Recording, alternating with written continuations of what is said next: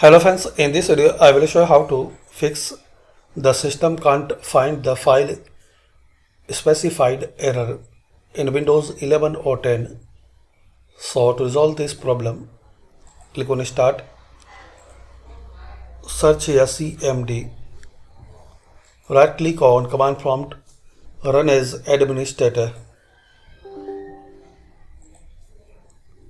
Now type this command line sfc /scan now, then press enter. Now complete this scanning, and once this scanning will complete, close CMD and restart your system. So thanks for watching. Please comment this method work for you or not.